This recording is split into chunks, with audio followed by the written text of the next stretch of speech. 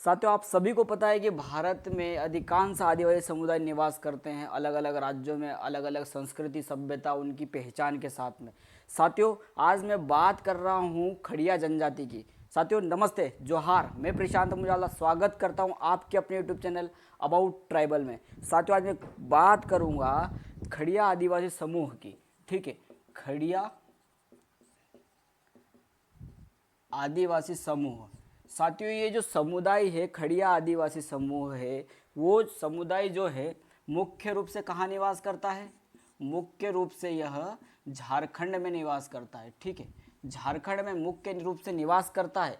इसके अलावा अगर बात करें तो यह बिहार में, छत्तीसगढ़ में, ठीक है, बिहार, छत्तीसगढ़, पश्चिम बंगाल, मध्य प्रदेश में इसका विस्तार पाया जाता है। अब जो भी जनजाति या फिर कोई भी आदिवासी समुदाय रहेगा वह एक जगह स्थायी नहीं रहेगा, सभी दूर वो फैला हुआ रहेगा। ऐसा तो नहीं है कि उसके लिए कहीं अलग राज्य दे दिया जाता है। साथियों, तो यह जो जनजाति है झारखंड के अलावा इन अलग राज्यों में भी पाई जाती है, जैसे छत्तीसगढ़, पश्चिम बंगाल, बिहार, ठीक है, उड़ीसा इत्यादि जिलों में ये मतलब इत्यादि राज्यों में यह पाई जाती है। साथियों, इसके अलावा अगर बात करें तो यह जो जनजाति है फिर आदिवासी समूह है, ये प्रोटोस्टोलाइड है। प्रोटो ऑस्ट्रोलाइड, ये इसको कौन सी प्रजाति में शामिल किया गया है? तो इसको प्रोटो ऑस्ट्रोलाइड प्रजाति में शामिल किया गया है। साथियों, प्रोटो ऑस्ट्रोलाइड मतलब ये होता है साथियों कि जो ऑस्ट्रेलिया के मूल निवासी है, ठीक है, ऑस्ट्रेलिया के जो मूल निवासी है उनके शारीरिक जैसी संरचना हो गई, जैसे शारीरिक रूप से उनकी विशेषताएं एक दूसरे से मिलती जुलती है, तो उनको प्रोटो ऑस्ट्रोलाइड श्रेणी में बांटा गया है। साथियों, भारत की अधिकांश जनजातियों को इतिहासकारों ने प्रोटोस्टोलाइट में रखा गया है। ठीक है, वैज्ञानिकों ने प्रोटोस्टोलाइट में रखा गया, खोजकर्ताओं ने। ठीक है, तो भारत में अधिकांश जनजातियों को प्रोटोस्टोलाइट में रखा गया। और इनकी जो भाषा है साथियों, इनकी जो भाषा है, खड़िया जनजाति की भाषा है खड़िया भाषा। ठीक है, खड़िया भाषा है इनकी। तो ये भाषा को ऑस्ट्रो एशियाटिक परिवार, ऑस्ट्रो एशियाटिक भाषा परिवार में इसको रखा गया है। मुंडारी भाषाओं से संबंध रखती है। ठीक है, ऑस्ट्रो एशियाटिक भाषाओं में 150 से भी अधिक भाषाओं का मिश्रण पाया जाता है। 150 भाषाएं ऑस्ट्रो एशियाटिक परिवार में शामिल की गई है। ठीक है, उनसे मिलती जुलती यह भाषा का अनुमान लगाया गया है कि इनकी जो खड़िया भाषा है वह ऑस्ट्रो एशियाटिक भाषा है। ठीक है, यह इतिहासकारों एवं खोजकर्ताओं का कहना है। इसके अलावा अगर बात करें साथियों, तो जो जनजाति है इसका नाम क्या पड़ा? खड़िया। खड़िया क्यों पड़ा, इस पर थोड़ा विचार कर लेते हैं। खड़िया क्यों इनको कहते हैं, खड़िया क्यों कहते हैं, या फिर खड़िया आदिवासी क्यों करते हैं? साथियों, प्राचीन समय की अगर बात करें तो प्राचीन समय में क्या हुआ था कि यह जो खड़िया जनजाति है या फिर खड़िया आदिवासी समुदाय के लोग हैं, वह प्राचीन समय में खड़खड़िया ढोने का काम करते हैं। क्या काम करते हैं? खड़खड़िया, खड़खड़िया, ठीक है, खड़खड़िया ढोने का काम करते थे, इसलिए इनको खड़िया कहा गया। और साथियों, खड़खड़िया का मतलब होता है पालकी। तो इसका मतलब है कि ये खड़िया जो जनजाति थी, यह जनजाति क्या करती थी? पालकी ढोने का काम करती थी। अब किनके लिए पालकी ढोने का काम? जो राजा रजवाड़े होते थे, उनकी रानियों को एक स्थान से दूसरे स्थान ले जाने के लिए, मान लो कोई सी दुल्हन को एक स्थान से दूसरे स्थान ले जाने के लिए, मान लो दुल्हन हो गई, ये सब सारी जो बूढ़े लोग होते थे, राजा महाराजा, तो सभी के लिए यह पालकी ढोने का काम करती थी। इसीलिए इस जनजाति को क्या कहा गया है? खड़खड़िया ढोने का काम करती थी, इसलिए इनको खड़िया कहा जाता है। तो इनका प्राचीन समय में जो काम था वह खड़खड़िया ढोना मतलब पालकी ढोना यह काम था, इसीलिए इसको खड़िया कहा जाता है। इसके अलावा अगर बात करें साथियों, इनको कितने वर्गों में विभाजित किया गया है? तो साथियों, इनको कुल 3 वर्गों में विभाजित किया गया है। ठीक है, 3 वर्गों में विभाजित किया गया है। कितने वर्गों में विभाजित किया गया है? 3 वर्गों में विभाजित किया। वो 3 वर्ग की बात करें साथियों, तो यह जो जनजाति है, पहली पहाड़ी खड़िया, ठीक है, पहाड़ी खड़िया। दूसरी है साथियों, पहली जो है पहाड़ी खड़िया, दूसरी जनजाति, दूसरे वर्ग की बात करें तो ढोलकी खड़िया, ढोलकी खड़िया। और तीसरी आ जाते हैं यहाँ पर साथियों, इनको दूध खड़िया, दूध खड़िया। ठीक है साथियों, ये 3 वर्गों में विभाजित है। खड़िया जो आदिवासी समुदाय है 3 वर्गों में विभाजित है। पहला हो गया साथियों पहाड़ी खड़िया, दूसरा ढोलकी खड़िया और तीसरा है दूध खड़िया। पहले की बात करें, खड़िया जो जनजाति है यह क्या करती है, लूट खाओ।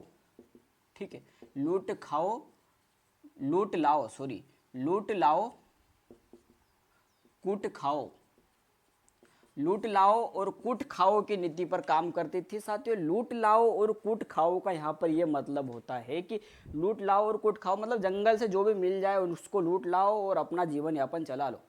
ठीक है, खा लो। लूट लाओ और कूट खाओ की नीति पर कौन सी जनजाति काम कर, कौन सा वर्ग काम करता है, तो पहाड़िया वर्ग, जो पहाड़िया खड़िया है वह काम करता है। यह अत्यंत पिछड़ा वर्ग है। पिछड़ा वर्ग की बात करें साथियों तो पिछड़े में आएगा साथियों कि ये जो समुदाय है पहाड़ी खड़िया अत्यंत कमज़ोर है। ठीक है, सबसे इनकी आर्थिक स्थिति बहुत दयनीय है। ये जंगलों पे ये डिपेंड रहते हैं, वन उत्पाद पर ही आत्मनिर्भर रहते हैं कि वनों से जो भी मिलता है प्राप्त होता है वही लेकर आएंगे, खा लेंगे। और पहाड़ों में रहते हैं। ठीक है, पहाड़ों में रहते हैं, यहाँ ऊपर नीचे बीच में रहेंगे, समतल जगह पर रहेंगे, मतलब पहाड़ों के आसपास एवं जंगलों में ही रहते हैं। इसके अलावा ढोलकी खड़िया की बात करें साथियों तो ये मध्यम वर्ग है। कैसा है, मध्यम वर्ग। मतलब कि मध्यम वर्ग का मतलब यहाँ होता है साथियों ना तो ये ज़्यादा आर्थिक स्थिति से कमज़ोर है और न ही ज़्यादा उच्च है। ठीक है, ये मध्यम वर्ग है। ये मतलब इन सब जो पहाड़ी खड़िया है, दूध खड़िया है, इसके बीच में रहता है कि ज़्यादा ये संपन्न भी नहीं है और ज़्यादा वो भी नहीं है कि ऐसा नहीं है कि इनको खाने की कमी नहीं है, ये सब चीज़ें होती है। और दूध खड़िया की बात करें तो यह क्या है, दूध खड़िया जो है आर्थिक रूप से संपन्न है।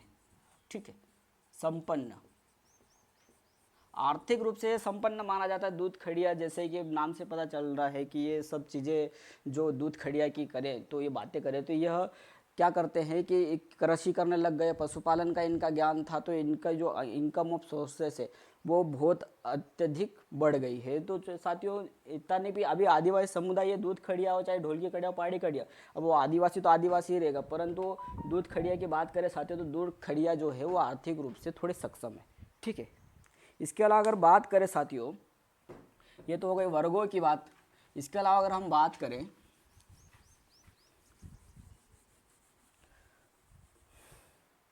इसके अलावा अगर हम देखें तो जनजाति विवाह की बात कर लेते हैं अपन। विवाह संबंध में बात करें तो यह इन जनजातियों में समगोत्री, ठीक है, समगोत्री विवाह वर्जित है।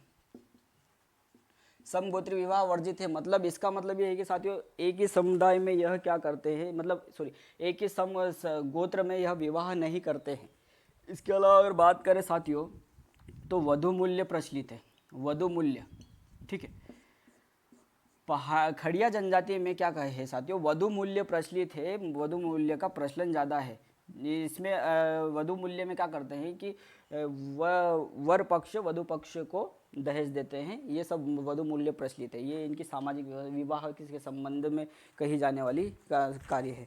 साथियों विवाह से संबंधित अगर बात करें तो इसको आलोल ढाई एवं असल विवाह कहते हैं। असली विवाह जैसे कहते हैं वधु मूल्य देकर जो विवाह होता है उसे आलोल डाई या फिर असली विवाह जिसको कहते हैं यह मुख्य है। ठीक है, असली विवाह जिसको कहते हैं आलोल डाई या फिर असली विवाह जिसको कहते हैं वधु मूल्य देकर जो विवाह संपन्न कराया जाता है उसको क्या कहते हैं, आलोल डाई या फिर असली विवाह कहते हैं। ठीक है, इसके अलावा प्रेम विवाह हो गए, राजी बाजी विवाह हो गया, फिर कई प्रकार के ऐसे विवाह है इसमें जो वो इतने खास नहीं है। ठीक है, इसके अलावा हम बात करें साथियों यह खड़िया आदिवासी समुदाय की, तो खड़िया जो आदिवासी समुदाय है वो आर्थिक स्थिति की बात करें तो यह जो आर्थिक स्थिति है जो खड़िया लोग है यह खेतीहर है, अच्छे खेतीहर माने जाते हैं। ठीक है, खेतीहर है, कृषि कार्य करते हैं। इसके अलावा पशुपालन करते हैं, है ना। पशुपालन के अलावा ये जनजाति की अगर बात करें हम तो पशुपालन के अलावा स्थायी रूप से खेती करते हैं। पुराने समय में खेतीहर अच्छे कृषक माने जाते थे, है ना। और अभी वर्तमान में स्थायी रूप से कृषि करते थे। पहले क्या होता था कि ये लोग कैसी कृषि करते थे? प्रारंभ में ये झूम खेती करते थे, अभी स्थायी रूप से खेती करते हैं। इसके अलावा रेशम के कीट, शहद, मोम इत्यादि का व्यापार भी करते हैं। रेशम के कीट, ठीक है, शहद हो गया आदि चीज़ों का यह व्यापार भी करते हैं। इस कारण से इनकी स्थिति बहुत ही ज़्यादा अच्छी मानी जाती है। उसमें से दूध खड़िया जो मैंने बात करी है, दूध खड़िया सर्वाधिक संपन्न माने जाते हैं, है ना। राजनीतिक दृष्टि की अगर बात करें साथियों, हम आर्थिक दृष्टि की बात हो गई, राजनीतिक दृष्टि की अगर बात करें तो राजनीतिक दृष्टि से ये जनजाति, राजनीतिक दृष्टि से इनकी खुद की पंचायत होती है, ठीक है, खुद की पंचायत होती है। यह पितृसत्तात्मक जनजाति है, पितृसत्तात्मक आदिवासी समुदाय है, खुद की पंचायत होती है, ठीक है। खड़िया आदिवासियों में पंचायत व्यवस्था प्रचलित है, जिसका मुखिया कौन होता है? जिसका मुखिया प्रधान होता है। पंचायत व्यवस्था में मुखिया को क्या कहते हैं? प्रधान कहते हैं। मुखिया मतलब प्रधान कहलाता है। इसके अलावा जो आप मतलब सहायक होते हैं उनको क्या कहा जाता है? सहायक को नेगी कहा जाता है, नेगी कहा जाता है। ये विभिन्न प्रकार के जो झगड़े होते हैं साथियों, गांव खेड़ों में जो छोटे छोटे विवाद होते हैं, जो कृषि से भूमि से संबंधित विवाद हो गए, जो छोटे छोटे झगड़े होते हैं, उनको क्या है कि बाहर नहीं जाने देते हैं, थाने पे कोर्ट कचहरी में नहीं जाने देते, वो आपसी मतभेद में, आपसी बैठक में यह सुलझा लेते हैं। उनको राजनीतिक दृष्टि से, ठीक है, प्रधान होता है, उसका सहायक नेगी होता है। इसके अलावा बात करें संदेश वाहक होता है, जिसे गड्ढा कहा जाता है। संदेश वाहक को क्या कहा जाता है? संदेश वाहक होता है, उसको गड्ढा कहा जाता है। संदेश वाहक को गड्ढा कहा जाता है। इसके अलावा अगर बात करें साथियों, ग्रामीण जातीय पंचायत को घेरा कहा जाता है। ग्रामीण जातियों में जो पंचायत व्यवस्था होती है उसे घेरा कहा जाता है। जो अत्यंत मतलब ग्रामीण है, मतलब वहाँ कोई आवागमन के साधन नहीं है, उन पंचायत को घेरा कहा जाता है। और उसके जो प्रमुख होते हैं वो डांडिया होती है, ठीक है। उसके जो प्रमुख होते हैं घेरा के जो प्रमुख होते हैं, जो अत्यंत कम है, मतलब बहुत ज़्यादा पिछड़े और वहाँ पे जो ग्रामीण क्षेत्रों की पंचायत होती है उनको घेरा कहा जाता है।